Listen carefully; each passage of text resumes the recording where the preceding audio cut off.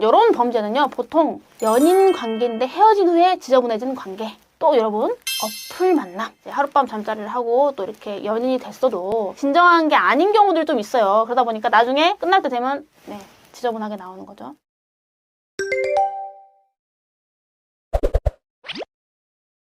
안녕하세요. 나는 변호사다. 김세라 변호사입니다. 일반적으로 형법에 협박죄하고 강요죄는 오래전부터 존재해 왔어요. 그래서 어떤 위협을 고지받거나 그 위협 고지를 수단으로 해서 권리 행사를 방해받거나 의무 없는 일을 하게 하는 일을 당했을 때는 협박죄나 강요죄로 고소를 해서 어떤 처벌까지 이어지게 할 수 있는 절차는 이미 마련되어 있습니다.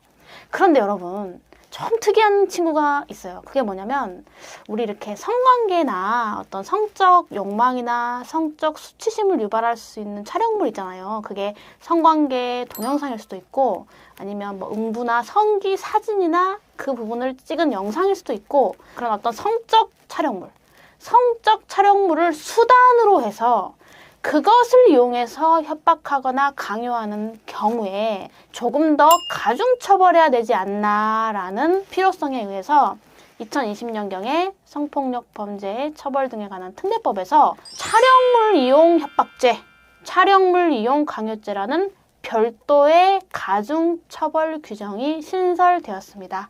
자, 그럼 보겠습니다. 형법상 협박죄의 법정형은 3년 이하의 징역 또는 500만 원 이하의 벌금형이에요. 여러분, 법정형은 어디까지나 법정형입니다. 그리고 상한이 3년 이하라는 것은 아무리 가중하게 해도 3년 이하라는 거예요. 아무리 해도 500만 원 이하라는 거예요. 그래서 굉장히 약한 법정형입니다. 그래서 협박은 또 뭐 한 번 했다 초범이다 그러면은 벌금 50만 원, 100만 원. 그러니까 가해자 입장에서는 이거 별거 아니네. 한 번 더 해도 되겠네. 그런데 성폭력 범죄 처벌에 관한 특례법에 신설된 촬영물 이용 협박죄 법정형은 1년 이상의 유기징역. 그래서 벌금형이 없어요.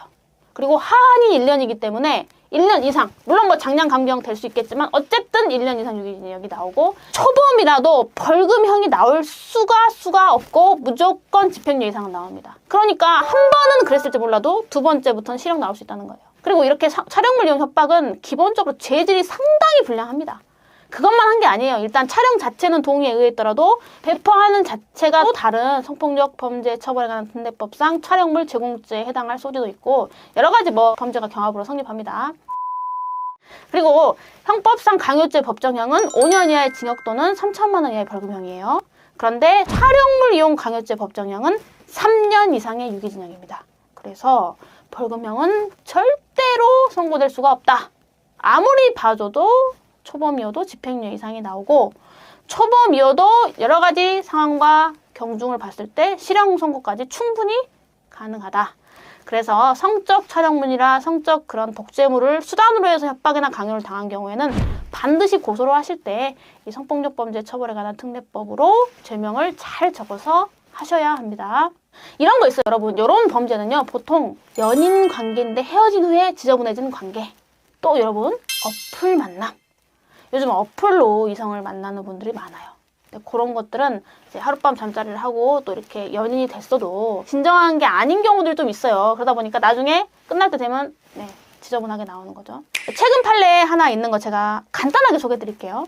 이 A씨가 피고인이 골프 선생님이어서 골프 학원의 강사였는데 그 학원에 수강생으로 등록했던 B녀와 이제 연애를 하게 됐습니다. 이 연애가 정상적인 연애는 아니었어요. 왜냐면 이 B녀가 유부녀였거든요.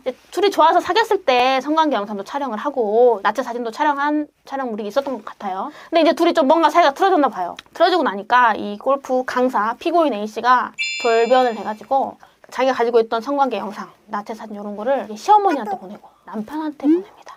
보내서 손자죠, 손자. 그러니까 피해자의 자식, 시어머니 입장에서 손자죠.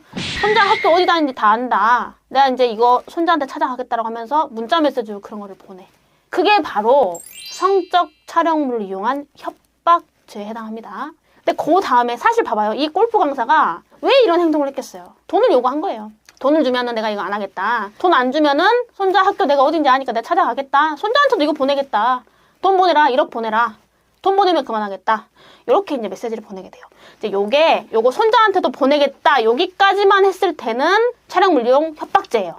근데 그거 플러스 돈을 주지 않으면은 뭐 어떻게 하겠다, 돈을 보내라, 여기로 가게 되면은 이제 촬영물 이용 강요죄 플러스 공갈죄까지 되는 거예요. 그래서 죄명이 구별을 하셔야 돼요. 어떤 돈 요구까지 나가게 된 경우에는 촬영물 이용 강요죄와 공갈 두 가지 죄가 성립할 수 있고, 돈 요구까지는 안 하고 단지 그런 것들을 보내면서 손자 학교 어딘지 안다, 여기까지는 그냥 촬영물 이용 협박, 이렇게 되는 사안이었어요. 실제로 제가 상담을 했고 이렇게 진행했던 사건 중에는 이런 비슷한 거 되게 많아요. 그러니까 좋을 때는 이제 했는데 나중에 그 가족들한테 이런 걸 사실 시어머니한테 며느리 그런 불륜 영상을 보낸다는 거는 굉장히 사실 충격적이죠, 일반적으로는. 근데 생각보다 많고 실제로 신부모님한테 보내는 그런 가해 여성도 저는 본 적이 있었어요. 아무튼 그렇습니다. 그래서 이런 경우에 과거에는 단순 협박죄나 단순 강요죄나 이런 공갈죄로밖에 처벌을 못했지만 그래서 벌금형 선고의 가능성이 있었던 거죠. 근데 지금은 형법법으로 가기 때문에 벌금형 선고의 가능성이 원천 봉쇄된다. 그래서 초범의 경우에도 실형 선고가 가능하다. 여기까지 이해하시면 되겠습니다. 오늘도 이렇게 시청해주셔서 대단히 감사합니다.